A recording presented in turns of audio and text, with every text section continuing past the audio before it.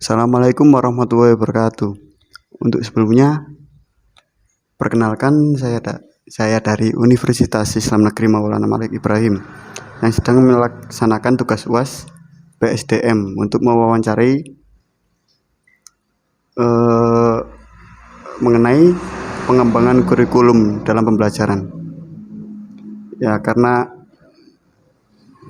keterbatasan waktu, jadi saya akan langsung menuju ke poinnya. Yang pertama adalah, menurut Bapak, apakah sekolah menyusun kurikulum pada setiap tahunnya? Untuk sekolah saya, setiap tahun kami akan merevisi atau juga menambahi yang akan kami sesuaikan dengan keadaan sekolah kami masing-masing berdasarkan dari kurikulum Kemdikbud yang sudah ada. Jadi ada penambahan, kita sesuaikan dengan keadaan sekolah masing-masing. Yang kedua, bagaimanakah perencanaan yang dilakukan dalam pembuatan kurikulum di sekolah? Biasanya kami melakukan rapat dengan komite, dengan guru-guru, dan juga dengan wakil dari wali murid. Pastinya kami akan membuat kurikulum yang akan kita sodorkan ke Dinas Pendidikan. Di sana ada editing dan juga ada stempel dari dinas masing-masing. Apakah dalam pengembangan kurikulum dilakukan secara bersama-sama?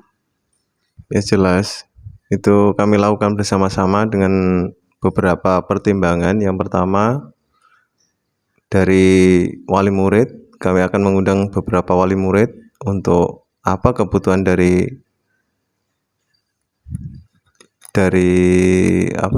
wilayah tersebut. Kemudian untuk komite itu sebagai komite dan juga dewan guru yang akan kami rapatkan dan akan kami tulis menjadi notulen rapat, daftar hadir rapat, dan lain-lain.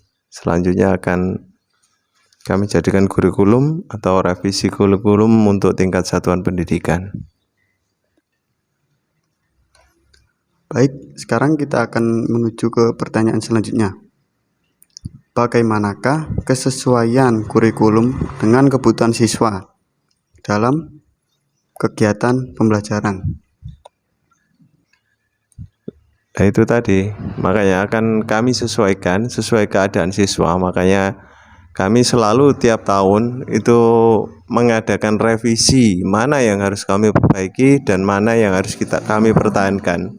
Jadi kami di sini setiap tahun untuk melakukan rapat dengan komite, wali murid, warga sekolah, dewan guru, itu menyesuaikan kebutuhan apa yang harus kita lakukan, apa yang harus kita tambahi pada kurikulum tersebut. Pertanyaan selanjutnya adalah, bagaimana kesesuaian perangkat belajar dengan kurikulum yang tertera dalam sekolah?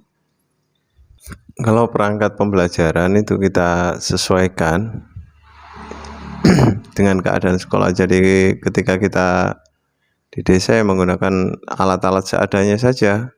Jadi pengembangan kurikulum tetap kami lakukan setiap tahun. Pertanyaan keenam, bagaimana pendapat Bapak tentang pergantian kurikulum dari KTSP menuju K13?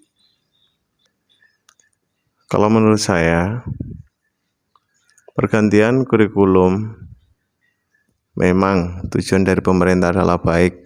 Ada versi, kalau KTSP kan masih berbentuk atau masih berdiri sendiri. Kalau K13 sudah ada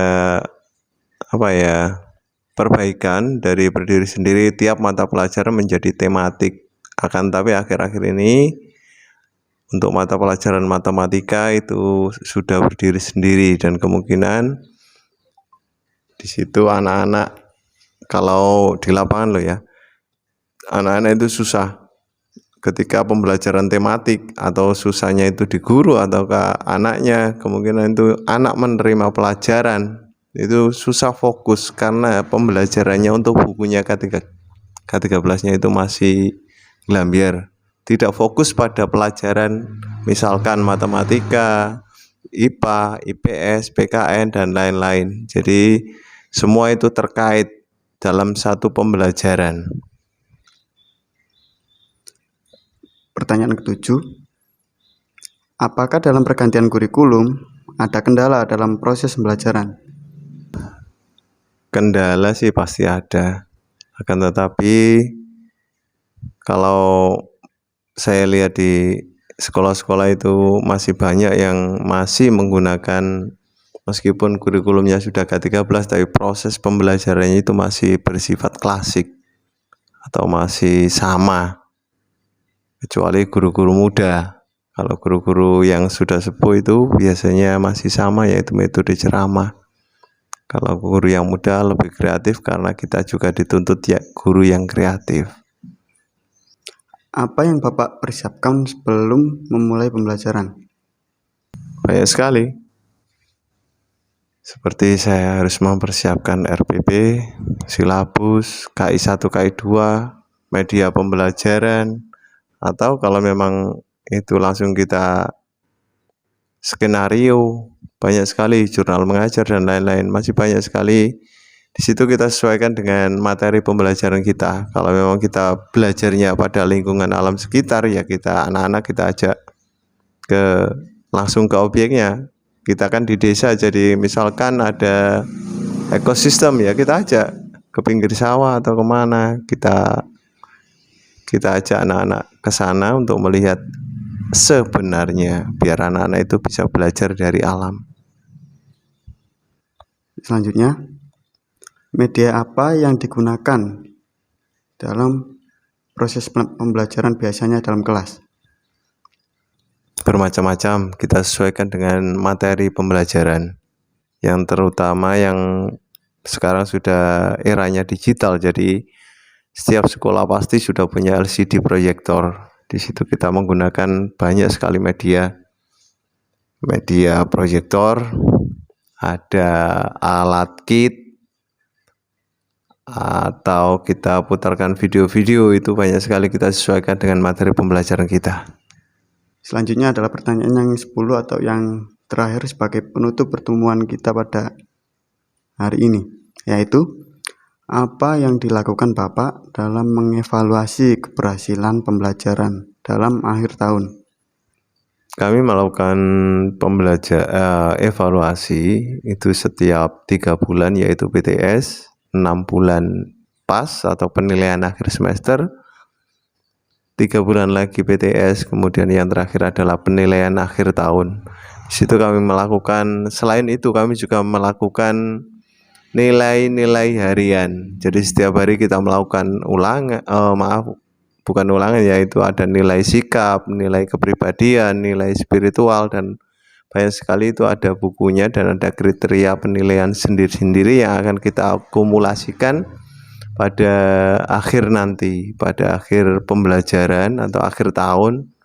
Kita jadikan nilai, kalau tiap semester nilai rapot semester 1, kalau akhir tahun ya nilai akhir tahun atau kenaikan kelas untuk rapotnya. Baik, terima kasih atas pertanyaan yang telah disampaikan oleh Bapak tadi, dan mohon maaf karena telah menyita beberapa waktunya untuk membantu saya melaksanakan tugas UAS PSDM ini. Baik, sekian. Wassalamualaikum warahmatullahi wabarakatuh. Waalaikumsalam warahmatullahi wabarakatuh.